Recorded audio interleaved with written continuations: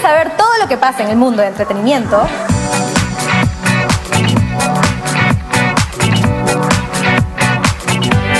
Entrevistas, notas, cine, música, videojuegos, todo esto y mucho más por UCI Entretenimiento.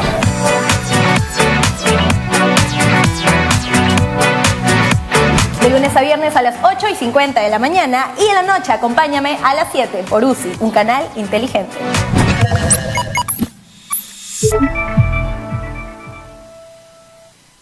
¿Tienes alguna queja o denuncia?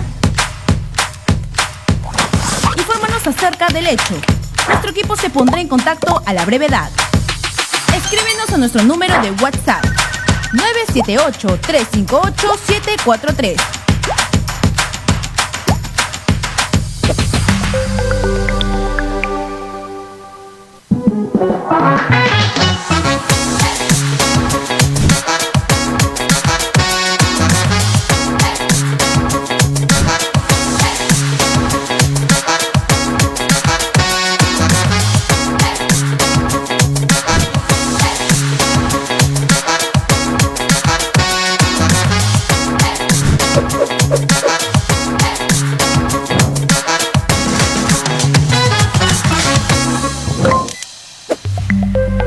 Nativa nos conecta.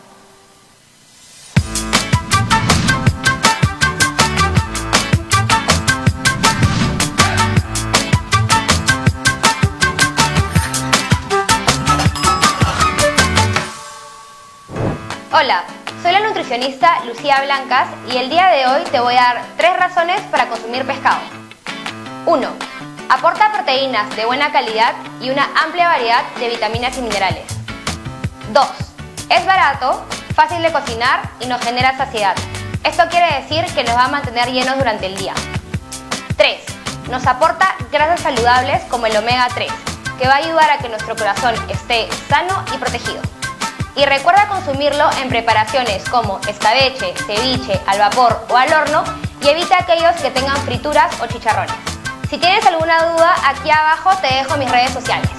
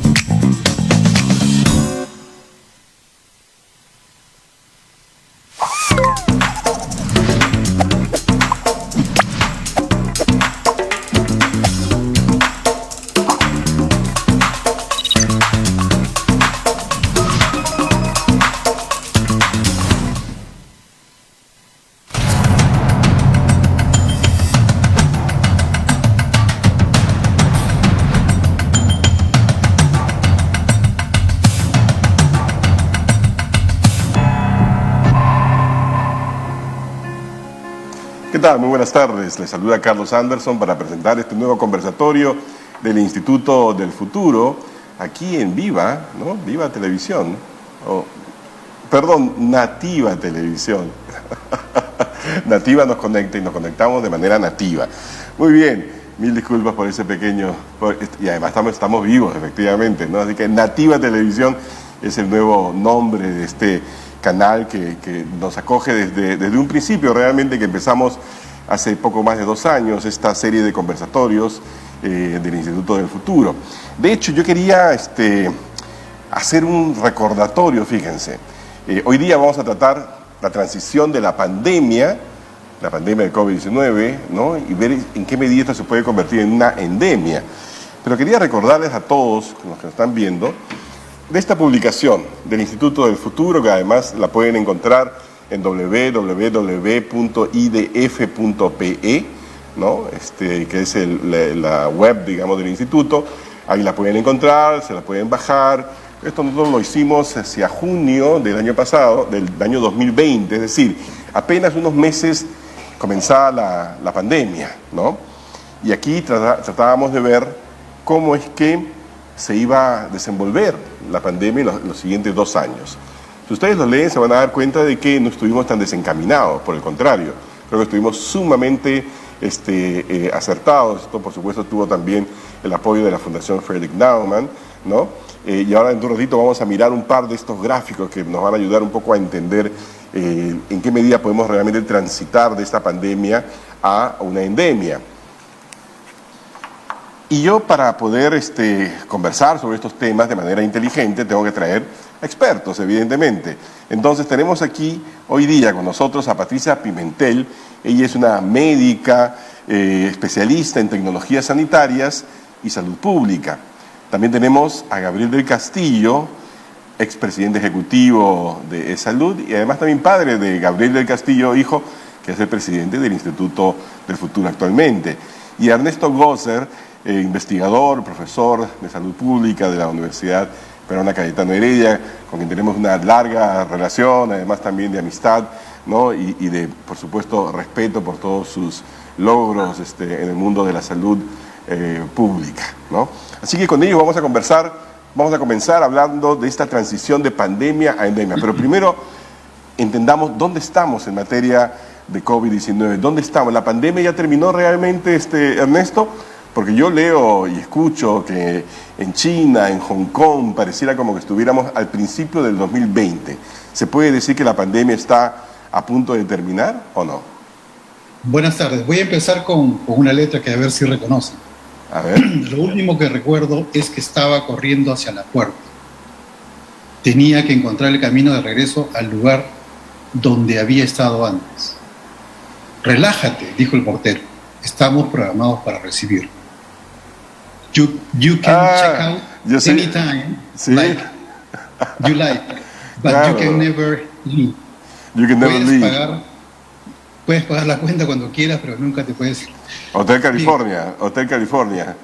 Los Águilas, Hotel California, el 77. Exacto. Esta parte que es la última de la letra, viene a tono con el tema que estamos viendo hoy día, porque la pandemia está en un proceso de transición hacia una endemia, pero todavía no ha terminado.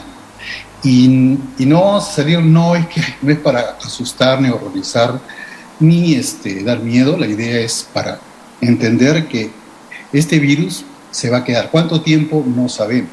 Y va a pasar a una fase endémica. Pero todavía estamos en pandemia, porque pandemia es el aumento de casos de manera por encima de lo esperado en un espacio, en este caso, a nivel mundial. Entonces, lo que tú has mencionado de Hong Kong, también Europa está aumentando, también está China, que ha cerrado y tiene casi 50 millones encerradas. Significa que el virus sigue activo y sigue generando brotes u olas. Entonces, la pandemia como tal no ha terminado. Vamos a entrar en una endemia, eso es lo que parece, pero todavía es probable que este año entremos a una fase endémica, pero todavía no estamos ahí, es lo que pienso. Y si entramos en una fase endémica será en ciertas partes del mundo, ¿verdad? Porque una de las cosas que recuerdo desde el principio, y es una de las conclusiones justamente de este estudio que hicimos hace ya 2 años, era que hasta que no esté el último habitante del mundo habitado o debidamente vacunado o debidamente protegido, en realidad no vamos a terminar con la pandemia como tal.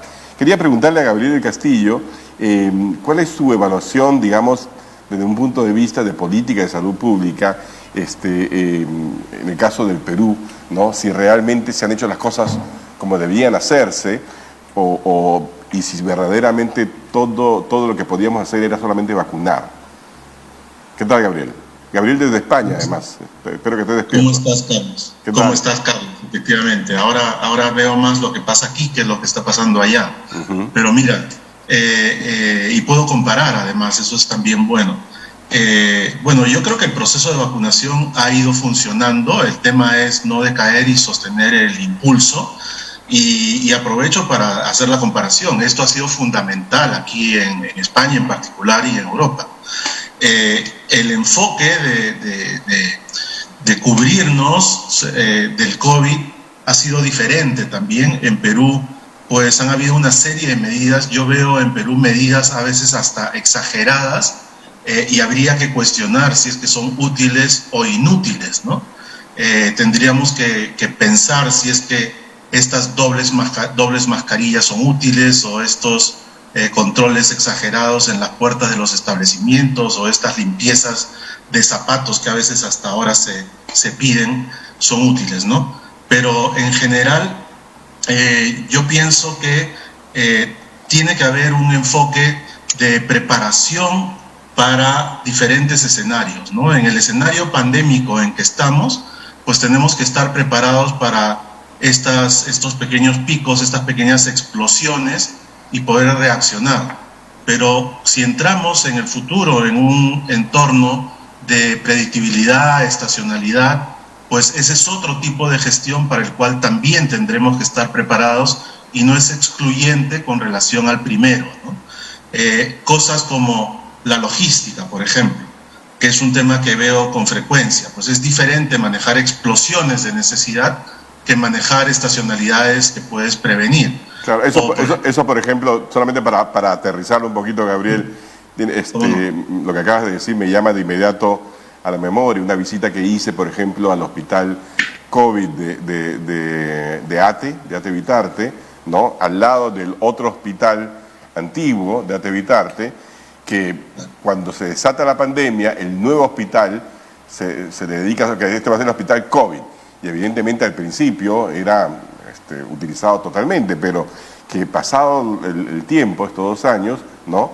Tenemos una situación un poco extraña en la que tienes un hospital antiguo que realmente, sinceramente, es increíble que hayan seguido operando allí, porque tenía, digamos, columnas medias rotosas, salas de operaciones que parecía en medio de una guerra, ¿no? Y al otro lado un edificio espectacular, semivacío, ¿no? Eso tiene que ver con, digamos, no necesariamente una adecuada administración logística, dinámica, digamos, de los recursos, ¿o me equivoco? No, por supuesto. El tema es que hay que administrar la logística con un horizonte de planificación, que es lo que no se hace en nuestras entidades, ¿no? La administración logística, operativa, es muy presupuestal, muy financiera, y yo diría que hasta es de corto plazo cuando estás en la ejecución plena. Pero la logística no sabe de periodos contables ni presupuestarios, ni solo se comporta de determinada manera en el corto plazo. Tenemos que saber administrar ese medio-largo plazo, y tenemos que seguir por ejemplo, la demanda de medicamentos e insumos más allá de lo que puedas presupuestar el año anterior, porque tú no sabes en el año en que estás ejecutando cómo se va a comportar la cosa, ¿no? Hay que estar preparados para diferentes escenarios. Hay que estar preparados, definitivamente. Patricia Pimentel, ¿cuál es tu evaluación del momento en el que estamos? ¿Dónde estamos en el manejo de la crisis del COVID-19? Y si pudieras, no sé, hacer algún tipo de análisis comparativo, digamos, con otros países, que no sé si lo han hecho mejor o peor que nosotros. ¿Patricia? Sí. Siguiendo lo que ha dicho el doctor Gosser y el ingeniero del Castillo, definitivamente ambos están muy ciertos. Primero, la vacunación en el mundo todavía hay muchísimas diferencias. Hay lugares donde hay más del 80% de la población vacunada, como es América Latina, pero también hay lugares como el África, donde hay menos del 100% de la población vacunada. Y esa diferencia esa desigualdad va a hacer que todavía siga el COVID presente. El COVID no va a desaparecer, según los expertos en el mundo. Ahora sí podemos decir que tenemos expertos porque ya hay gente que trata el COVID. Pero esa emergencia mundial va a terminar realmente cuando esa condición ya se vuelva endémica. Esperamos que se vuelva endémica este año. Ok, pero si pudiera un segundo, Patricia, ¿me puedes definir endémico, digamos, para todos? Endémico está relacionado siempre con las palabras epidemia y pandemia, ¿no? Endémico significa que se va a seguir propagando de una persona a otra, pero que ya no va a producirse como epidemia, es decir, como brotes de enfermedades infecciosas que se propagan rápidamente en una comunidad, ni tampoco como una pandemia que afecta a una gran región, sino que va a ser como la influenza. es un típico caso de endemia. Es una enfermedad que va a seguir propagándose de una persona a otra en todo el mundo, pero ¿cuál es la diferencia de que sea endémico? Y a eso le quiero dar mucha importancia porque tiene mucho que ver con la parte que también dice el ingeniero Castillo. La diferencia clave es que al hacerse endémico se hacen los niveles estables y la estabilidad da previsibilidad. Entonces, ya pueden saber los expertos cuántas personas van a poder contraer el COVID, dónde es más probable que se enfermen, qué necesitan, qué zona es más vulnerable. Y los funcionarios de la salud van a poder tener más datos de previsibilidad y poder hacer una logística más eficiente y más inteligente. Y esta... que al comienzo no podíamos tener porque estábamos tapando incendios, no sabíamos nada de esta enfermedad.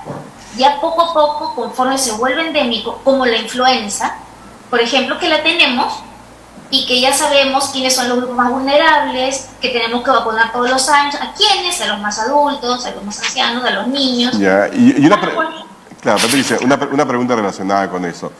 ¿Lo endémico significa no mortal? No. Endémico significa que va a seguir presente, propagándose. Siempre que va a ser endémico va a haber casos letales. La letalidad significa que siempre van a haber casos de mortalidad, como al igual en la influenza. La influenza también trae casos de mortalidad.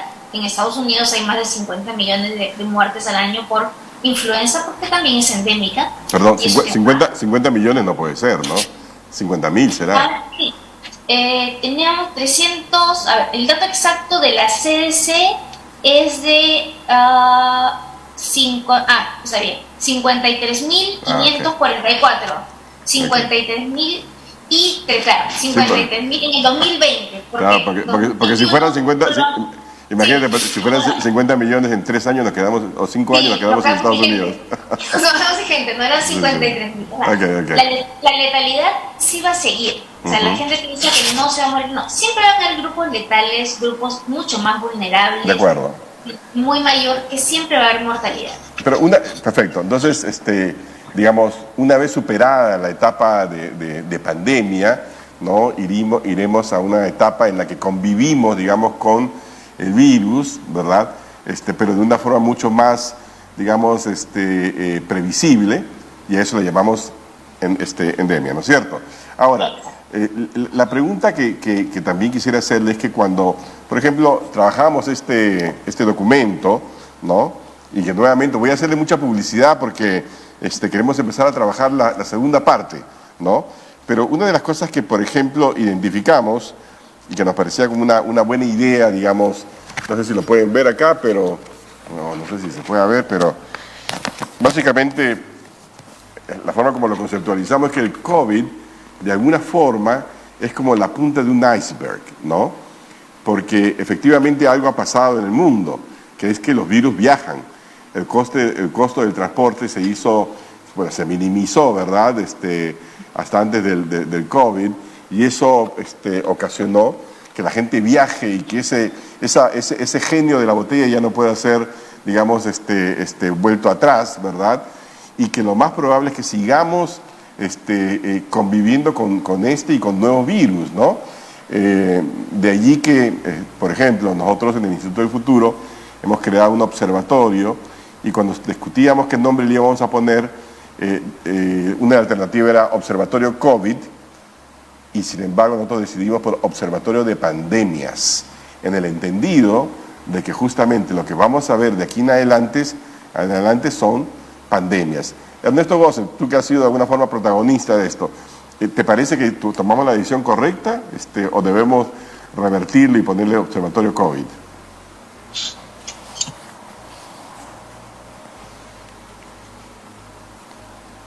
¿Ernesto? Creo que se fue Ernesto. Su micrófono creo que está apagado. No sé si me... Sí, definitivamente tenemos que... creo que tomaron la decisión correcta porque tenemos que prepararnos frente a pandemias. Este es un tema que se viene planteando desde hace muchos años. Y el 2019 participamos en el desarrollo de este índice de seguridad sanitaria global, que justamente concluye que ningún país está preparado para la pandemia. ahora en el 2021 hemos sacado el nuevo reporte y definitivamente el mundo va va a tener el riesgo de nuevas pandemias. Pueden ser pandemias de tipo respiratorio como coronavirus, otras influencias, que son enfermedades que vienen de otras especies animales y que luego se propagan entre las personas. Y esto de acá ha sido advertido hasta por políticos y por filántropos, presidentes de los Estados Unidos, gente como Bill Gates, y grupo de gente que estamos trabajando en este tema. Venimos trabajando fuertemente desde 2014. Hemos tocado las puertas y todas mis visitas al Ministerio de Salud desde el 2017 hasta el 2021 o 2020 han sido para promover, digamos, estrategias que busquen mejorar la capacidad del Perú. ¿En qué? En laboratorio, en preparación de capacidad de las personas, en trabajo multisectorial. Porque el tema de la pandemia es otra cosa importante. No es un problema ni médico, ni siquiera de salud pública, es un problema social y es un problema global. Como decía la doctora Pimentel, pandemia es pan, es todos, y es pan, todos, demos personas, gente en todo el mundo está afectada por una enfermedad como esta. Mientras no haya, mientras no se acaben los brotes en un país a través de la inmunidad de grupo, no vamos a estar tranquilos. Y esto tiene que ver con la capacidad que tengamos para responder frente a ellas. Hay muchas iniciativas y a eso tenemos que abocarnos. Claro, Ernesto, pero tú acabas de decir una cosa bien interesante, me llama la atención. Dices, en mis visitas hasta diciembre de 2020 más o menos, ¿no? Es decir, has dejado de visitar el Ministerio de Salud, has abandonado, digamos, estos esfuerzos por hacer que el Estado peruano esté alerta, digamos, y se prepare para estas pandemias. No, de ninguna manera. Me refiero a las visitas físicas que pueden ser verificadas en los libros de ingreso a las entidades públicas. Claro, okay. Pero en reuniones sí he continuado, y en los espacios en los que me han invitado he seguido trabajando, y hemos seguido trabajando. De hecho, esto de acá lo hemos trabajado a nivel global. Esto de acá empezado a trabajar en el 2017, y en aquel tiempo nos reuníamos físicamente en varios lugares del mundo, con expertos de varios continentes, para plantear que había que medir cuán bien preparados o mal preparados estábamos y identificar las brechas. Claro. Este documento, el Índice de Seguridad Sanitaria Global, identifica a nivel macro dónde están las brechas, en 6 aspectos, en 6 grandes áreas y en 37 aspectos que se subdividen un poco más. Entonces, estos son instrumentos, ya existen instrumentos. ¿Y cómo le va a ir Perú? Digamos, ¿hay un ranqueo también o no? Sí, Perú tiene 54 puntos de 100, ningún país llega a más de 72, y está más o menos en la tercera, 40, más o menos entre los 40 primeros países, ¿no? Incluso 45 más o menos. Ok, no estamos tan mal, no estamos tan mal entonces, Ernesto.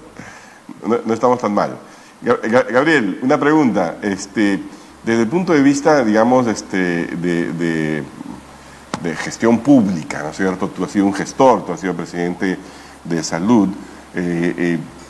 ¿Cómo debemos o cómo debería una entidad como de salud o en general, digamos, el MINSA, etcétera, colaborar para que estemos preparados realmente y podamos convivir con el virus y con nuevas pandemias que se puedan presentar? Sí, justamente hay que convivir con varias cosas, ¿no? No solamente con epidemias y pandemias que puedan surgir, y son estos brotes explosivos que menciona Patricia, sino con lo endémico, que en el Perú no solo va a ser COVID, sino que vamos a tener una serie de enfermedades endémicas ahí coexistiendo con el COVID, ¿no? Pero también vamos a tener que resolver la deuda sanitaria que está ahí presente todavía, ¿no?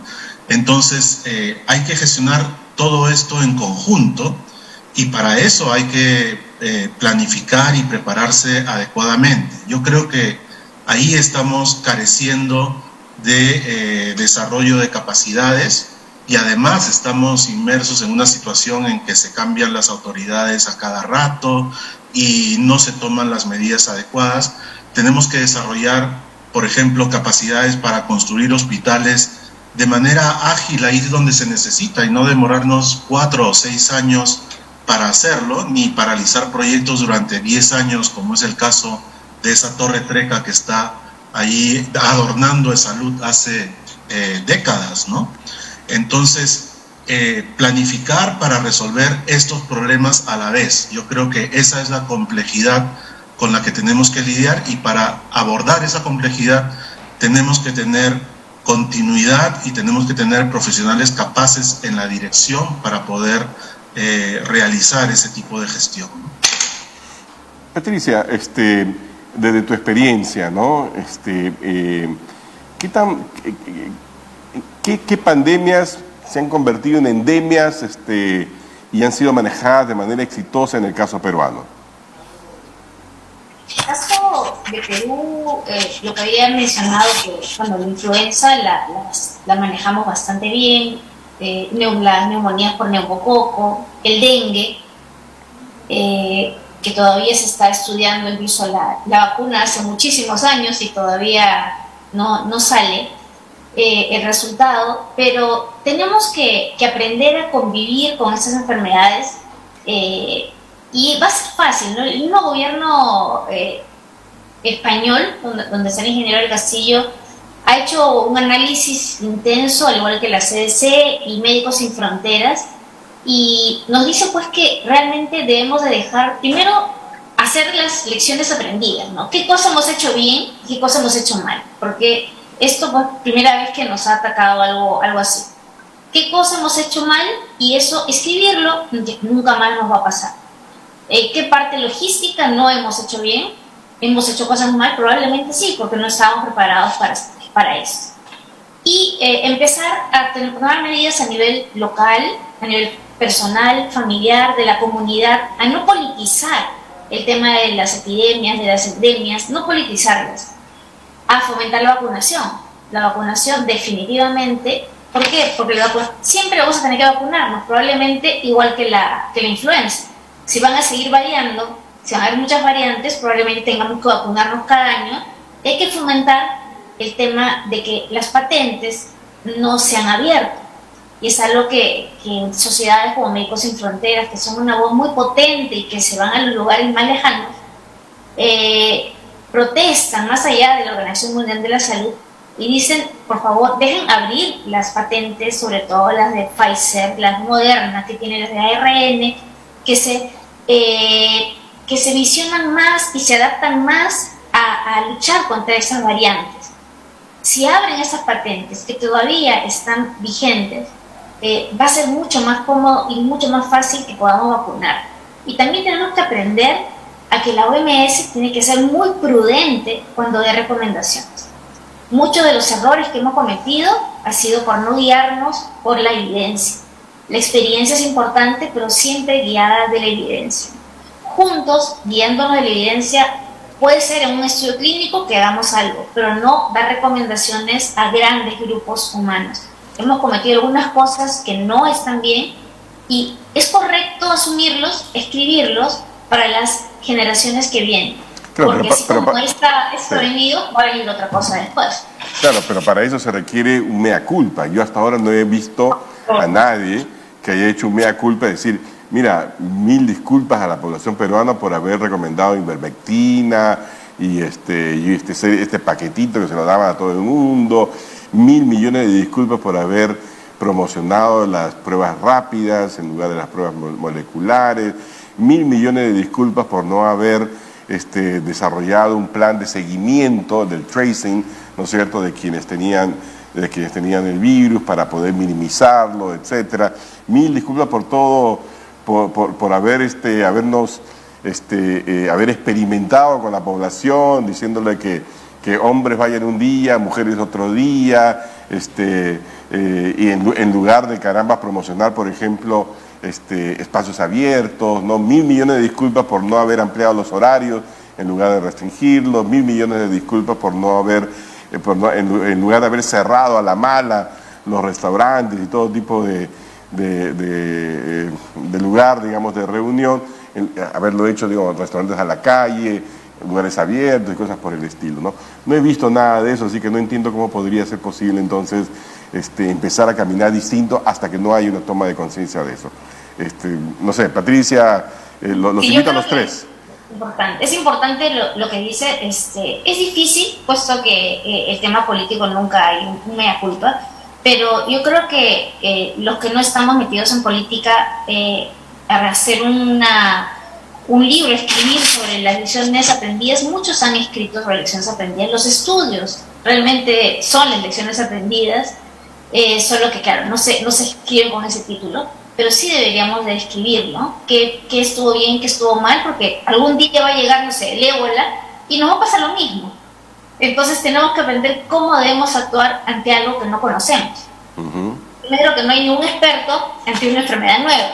Entonces, el tratar a uno y que me vaya bien con uno no significa que yo sea un experto en uno, ¿no? Entonces, yo creo que sí debemos de aprender a asumir que hemos hecho cosas mal como país, y el gobierno tiene que ganarse la confianza de la gente, o el gobernante de la confianza, para que va a estar tranquila y que van a tener las vacunas, los medicamentos, y la OMS también asumir su responsabilidad sobre las recomendaciones que daba de forma apresurada, y luego se tiraba para atrás, y luego para adelante, y todos terminábamos confundidos.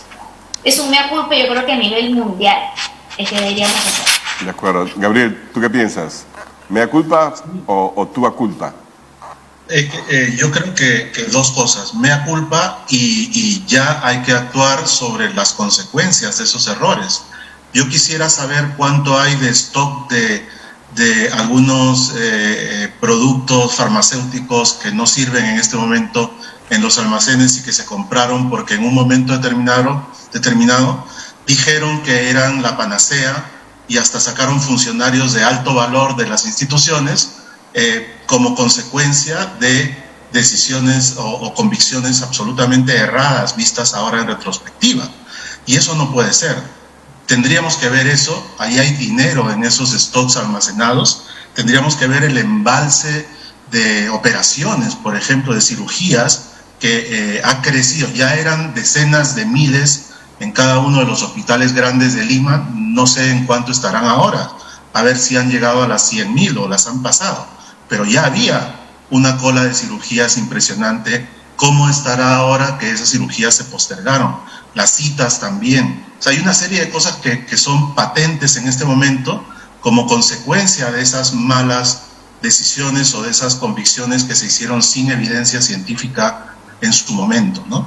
Así que con el mea culpa viene la acción correctiva y a continuación tiene que venir la planificación y la acción hacia futuro, ¿no? Que es necesario abordar, y eso lo tienen que hacer las personas que ejercen un liderazgo en este momento. Ernesto, ¿y tú qué piensas? ¿Mea culpa, tua culpa, nostra culpa? Yo pienso que debemos eliminar la palabra culpa, porque la culpa es lo que justamente impide a los profesionales y a los funcionarios aceptar los errores. Todos los que estamos acá y los que nos están viendo, nos equivocamos todos los días, pero una cosa es equivocarse, error, otra cosa es negligencia y otra cosa es dolo. Entonces estamos sacando de la ecuación negligencia y dolo. Yo lo estoy sacando, por lo menos para mi análisis. Es un tema que hace tiempo vengo persiguiendo y estoy reflexionando y escribiendo cosas sobre este tema. Entonces, un problema que tienen los médicos, tenemos un problema muy serio porque no nos gusta reconocer nuestros errores. En el 2020, yo recuerdo haber en una invitación que me hicieron a un medio masivo, haber señalado que la proyección de casos iba a caer en tal fecha, en mayo. Según los dos modelos que yo había revisado, había hablado incluso con los investigadores de uno, me atreví a decir que iban a partir de junio comenzaban a caer. Y eso fue un error, y después lo reconocí, claro. Y así como eso, cometió otro. solamente estoy señalando uno muy importante, pero nos cuesta mucho reconocer nuestro error. Yo conozco, he seguido este tema desde antes de la pandemia. Hay un médico canadiense, cuyo nombre no recuerdo ahora, que habla del error médico y sus consecuencias fatales. Hay un autor, Grockman, que es un médico que escribió un libro que se llama ¿Cómo piensan los médicos?, en el que habla del error médico y los diferentes tipos de error, pero no llega él en ese libro hasta los errores que son fatales. Entonces nos cuesta como personas, nos cuesta como profesionales y les cuesta como funcionarios, porque ¿qué pasa cuando alguien reconoce un error? Toda la opinión pública, todos sus otros colegas caen encima. Entonces, pero más que culpa, yo lo que diría es buscar una cultura más abierta en la que la gente corrija. Y yo no veo que haya lecciones aprendidas hasta que el error que he cometido lo he analizado, lo he abordado y lo he incorporado a mi práctica. Saber que existe un error no es una lección aprendida. Cuando ese error ya se deja de cometer, ya es una lección. Y se sabe que eso es un error y todos estamos de acuerdo, ahí es una lección aprendida. Y esto es algo que es importante, porque si no vamos a seguir ocultando bajo la... A mí me llamó la atención, por ejemplo, de los errores que hemos hablado, porque habían cosas que no se podían saber. Yo me acuerdo que entre febrero y marzo no recomendamos el uso de mascarilla, porque había un artículo de British Medical Journal en el que se hablaban incluso de los estudios anteriores, que se llamaban cómo usar la mascarilla, y ahí se decía que no se debería usar para pacientes cuando para prevenir, ¿cómo se llama? Enfermedades como las que estábamos viendo, sino para los que para las personas en contacto, ¿no? En público general. Sí para el paciente debía usar mascarilla para evitar contagiar, pero no la persona que estaba a su costado.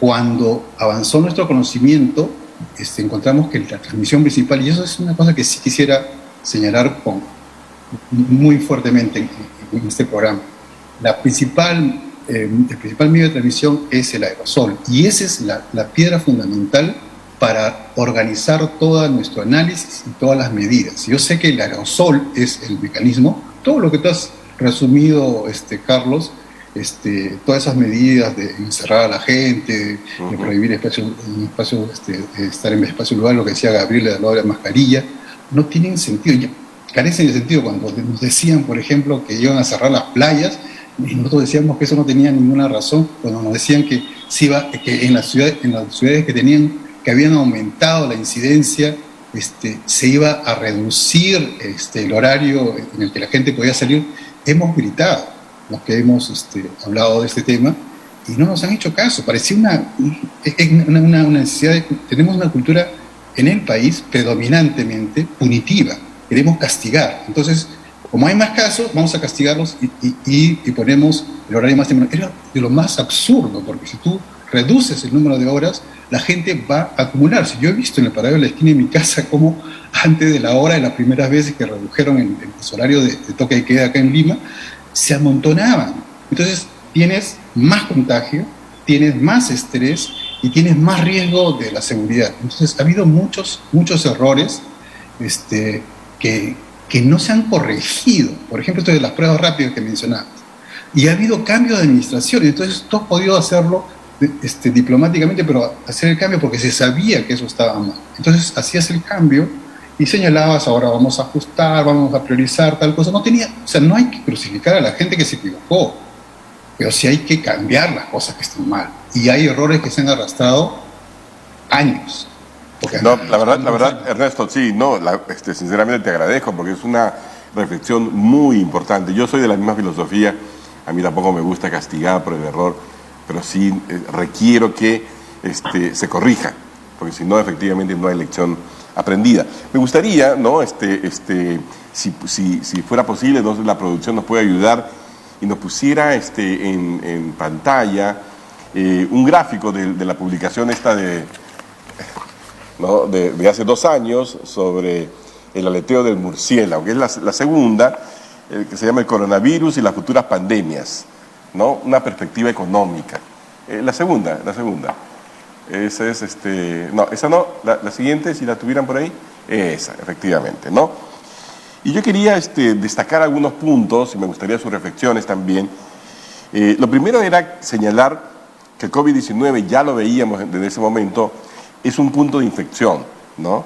Y que iba a tener, como ha tenido, un mayor impacto sobre la vida y la economía en la historia del mundo. Nunca habíamos visto, y espero nunca volver a ver, un caso similar. Porque aquí lo que teníamos era un choque, ¿no?, simultáneo y duradero de fenómenos económicos que normalmente no se aprecian de esa manera. Por otro lado, nosotros habíamos en este documento habíamos destacado, que Ernesto también ha señalado, ¿no?, que no debería sorprendernos en realidad el hecho de que haya habido COVID-19. Más bien la pregunta es, ¿y cómo así no sucedió antes? Porque entre el 2011 y 2018, según la Organización Mundial de la Salud, hubo 1.483 brotes epidémicos, ¿no? Cualquiera de ellos pudo haber sido COVID-19, imagínense, 1.483. ¿En cuántos países? En 172 países. Ejemplos: el SARS, el MERS, el ébola, el Zika. Costo de cada una de ellas, entre 40.000 y 35.000 millones de dólares.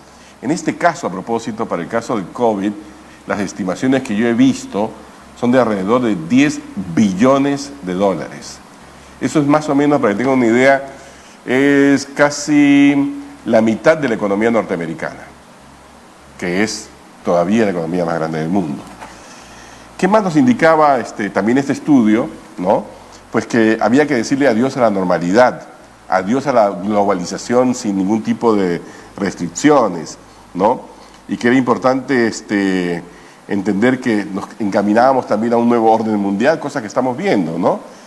Y luego hablábamos en esta mirada, digamos, de megatendencias, de futuras pandemias, ¿no? Y que además también el cambio climático también va a tener un impacto hacia adelante, porque van a agudizar nuevas pandemias, y que por lo tanto era importante que los gobiernos se comprometieran a invertir, pero así abrumadoramente. De hecho, nosotros en este mismo documento propusimos una especie de Plan Marshall, ¿no? O sea, si lo ven, ahora sí pueden poner el gráfico anterior, allí, en el lado derecho, decíamos, hay cosas que hacer de inmediato, ¿no? Uno es reestructurar el presupuesto público de salud, educación, ¿no? Concentrándolo en salud, educación, empleo y economía digital, porque esa era la forma de enfrentar la pandemia. Todo esto, por supuesto, son los resultados de este trabajo, ¿no? Ese es el resumen, digamos, ¿no? Y que a mediano plazo había que construir, pues, una economía diferente, ¿no? Y a largo plazo una economía realmente solidaria. Pues nada, ¿qué les suscita esta lectura de estos dos gráficos que resumen de alguna forma el trabajo que hicimos 2 años atrás? Patricia, tú que creo que no lo has visto antes, pero solamente con este resumen. Bueno, sí, realmente los gráficos no los podemos ver desde acá. Ah, no te creo. Uy, qué lástima. Yo pensaba que sí. Ya. Sí, pero según lo que nos puede, lo que has definitivamente descrito claramente es cierto, ¿no? Por cualquiera de estos brotes ha podido ser el coronavirus, ¿no? Ha Claro. podido aparecer antes y recién, ahí lo vemos. Ahora lo pueden ver. Sí, ahí Claro. está. Ese es el del Plan Marshall, ¿no? Exacto. Y nuestra realmente propuesta. es cierto lo que dice el doctor Gosser, ¿no? Una lección aprendida no solamente es que al comienzo no sabíamos qué cosa hacer, sino es que lo cambiamos y empezamos a hacer las cosas correctas, porque Claro. sí hay cosas que se han hecho en forma correcta y hay cosas que, como dicen, por ejemplo, todavía siguen con el limpiapiés, ¿no? Que ya se vio que no tiene nada que ver con los aerosoles, o en las tiendas tomando la temperatura, que Ujú. tampoco tiene ya sentido, ¿no? Claro. Entonces hay cosas que sí debemos de... Y eso es una costumbre, pero que no está regulada por ningún lado, porque las resoluciones ministeriales no dicen en ningún lugar que es obligatorio eso, pero es parte del ingreso a los locales públicos, ¿no? Se ha convertido, Entonces, digamos, Claro. Igual que el carnet, ¿no? Uno enseña en el teléfono, ni siquiera ve si es tu nombre. No, uno enseña el carnet, que va a ver loco, bro, si es una letra chiquitita, si es suyo o de cualquier persona, ¿no? Claro, son literalmente saludos a la bandera, ¿no? Gabriel del Castillo, dime, si ahora que tú has vivido prácticamente toda la pandemia en España, ¿no? ¿Qué podrías decirnos tú de la experiencia española, ¿no? Que yo recuerdo cuando recién empezaba la pandemia, aquí veíamos con horror lo que pasaba, pero ellos muy rápidamente salieron, digamos, de ese estado de paralización. Hoy en día uno puede ir a Madrid, puede ir, qué sé yo, por España, sin necesidad, digamos, de tener todo el tipo de restricciones que todavía tenemos en el Perú, a pesar de que supuestamente ya estamos a la baja de la tercera ola. ¿Cuál es tu evaluación, por ejemplo, de manera comparativa, ¿no?, de España con relación al Perú? Sí, yo lo que veo es que en Perú se mantuvo la mentalidad restrictiva, ¿no? El exceso de celo.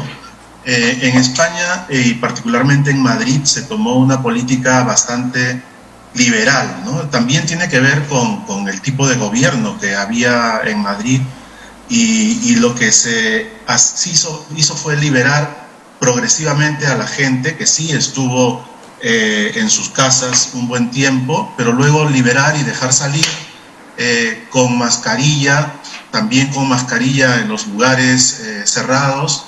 El número de grupos de personas estaba restringido, no podían haber más de 4 o 6 personas por mesa. Proliferaron las terrazas, que bueno, es una costumbre española sentarse a tomar una caña en la terraza. No me provoques, Gabriel, no me provoques. Proliferó de manera explosiva, ¿no? Incluso en invierno. Y la gente, los niños, por ejemplo, fueron al colegio. Mis hijos que están acá, los menores, han ido al colegio desde julio del año que empezó la pandemia hasta ahora. No han perdido clases. Rápidamente los colegios se digitalizaron y si los niños faltaban porque había habido un pequeño brote en su clase, pues se conectaban directamente y las tenían a distancia, ¿no? Claro. Entonces, eso se solucionó de inmediato, ¿no? Y luego se fueron relajando paulatinamente y las medidas se fueron haciendo más localizadas. Si había una zona, un distrito, por decir, donde se notaba que estaba subiendo la incidencia, pues se cerraba ese distrito, ¿no? Pero no todo, sino que ese distrito, claro, de manera particular. Entonces había localización, había libertad y yo creo que las medidas se fueron poco a poco relajando. Hoy las medidas son mucho más laxas, incluso que en otros países de Europa. Sin embargo, la gente sigue usando sus mascarillas en lugares cerrados, ¿no?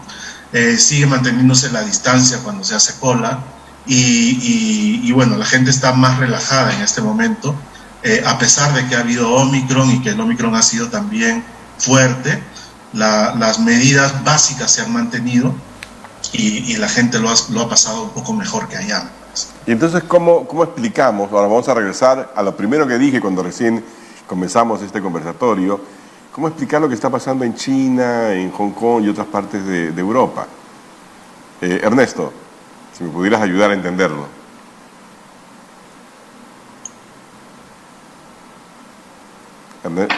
Sí, Ernesto. El micrófono está apagado, creo, Ernesto. Sí, lo que ocurre es que la pandemia no ha terminado porque, nuevamente, por definición, número inusual de casos, ¿no? Y eso sigue apareciendo. No ha terminado aún. Pero me refería yo, Ernesto, al recrudecimiento. Mira, por ejemplo, un ejemplo. En Taiwán, durante todo el 2020 y 2021, tengo entendido que el total de muertes por coronavirus fue de solamente 143 personas en un país de 24 millones de personas. Pero desde hace un mes y algo, ahora el total ya llega a casi 2.000. Es decir, algo ha cambiado, ¿no?, de manera drástica. Eso es lo que quisiera entender. Lo que ha cambiado es que tenemos una variante que, si bien, como todos han escuchado, da enfermedad más leve, hay menos riesgo de hospitalización, hay menos riesgo de muerte, es más transmisible. Y al ser más transmisible, digamos, en números absolutos, produce mayor efecto, ¿no? Entonces, eso es lo que está pasando en Hong Kong, por ejemplo. Lo que ha ocurrido ahí en Hong Kong es más claro porque ahí llegó el Omicron, a pesar de tener la política de cero COVID, ingresó porque este virus no lo podemos detener poniéndole unas murallas. No, así como a la gente no se le puede impedir migrar poniendo murallas y muros, tampoco menos al virus. Entonces he entrado en una zona donde, en el caso de Hong Kong, no conozco bien lo de Taiwán actualmente, sé que está aumentando, pero en Hong Kong sí lo conozco un poquito mejor y podría decir que ahí el problema es, uno, que ha llegado Omicron, que es mucho más transmisible, a un lugar donde hay una población más añosa, más vieja, y donde la población mayor, adulta mayor, por ejemplo, los mayores de 80 años tienen solamente una cobertura de 30% de vacunación. En Perú, ese es el punto, justamente. Más de 80%. Claro. Los de más de 60 años tienen 60, 50, 60% de cobertura. Y esos son los grupos objetivos, los grupos que se van a afectar más. Y la otra cosa es que hay mucha población con comorbilidades que agravan la enfermedad. Por eso es que se están produciendo esas muertes. Okay. Y lo mismo está pasando en China, ¿no? En China continental, por eso es que ha llegado y va a llegar. Me quedó clarísimo. Tenemos 3 minutos para terminar. 1 minuto a cada uno de ustedes para hacer una reflexión final sobre esta transición de pandemia a endemia. Gabriel Castillo. Sí, simplemente decir, no olvidemos que de partida ya teníamos un déficit que abordar. Hay que sumar eso a las acciones y a los planes que hay que hacer. Hay que prepararse siendo flexibles y ágiles, lo cual no somos en el sector público, lamentablemente, para reaccionar ante estas cosas. Y hay que trabajar con horizontes de planificación que nos permitan abordar estacionalidades y efectos recurrentes que pueden ser el caso en una endemia, ¿no? En las enfermedades endémicas. Genial, muchísimas gracias. Qué manera de sintetizar, la verdad, ¿eh? Patricia, muchas gracias, Gabriel. Patricia. Bueno, yo creo que al igual que lo que dicen tenemos que aprender a vivir con el COVID. Hay que dejar de politizar las enfermedades, hay que aprender a vivir a nivel personal, a nivel de la comunidad, a nivel de las escuelas. Hay que fomentar confianza en la población por parte de los gobiernos. Hay que fomentar la vacunación, no solamente en el Perú, sino en el mundo, porque esta enfermedad viaja. Y tratar de lograr hacer realmente una acción logística eficiente, que no falte nada, y eso lo vamos a lograr con datos reales. Sin datos no podemos hacer ninguna previsión ni ninguna compra inteligente. Genial, Ernesto, que buen poder de síntesis también. Ernesto, te dejo la última palabra. Nosotros necesitamos, además de un plan Marshall sobre el cual no voy a hablar más porque me acabaría el minuto, lo pusimos con unos colegas en un artículo que escribimos en 2020. Necesitamos transitar de una manera más organizada, aprendiendo lo que nos ha ocurrido, estableciendo planes que permitan comunicar adecuadamente a las personas del país qué es lo que va a ocurrir y por qué va a ocurrir. Y para que ese tránsito sea adecuado, necesitamos tener un sistema de vigilancia mucho más fuerte, que no solamente recoja el número de casos, sino también vea tendencias en Internet. Hasta Google Trends puede servir, pero se puede hacer mucho más con inteligencia artificial, que integre la vigilancia genómica, porque necesitamos saber qué variantes están apareciendo, y que integre la vigilancia de aguas residuales. Luego de eso, fortalecer el primer nivel de atención, ¿no? Necesitamos saber qué está pasando para poder actuar con mayor rapidez y comunicar adecuadamente a las personas qué es lo que viene y por qué viene lo que está decidiendo el Estado. Clarísimo, Ernesto. Bueno, muchísimas gracias a los tres y a ustedes también, por supuesto, muchas gracias por estar con nosotros en este conversatorio que ha tratado de entender cómo vamos a transitar de la pandemia a la endemia. Yo soy Carlos Anderson, nos vemos la próxima semana.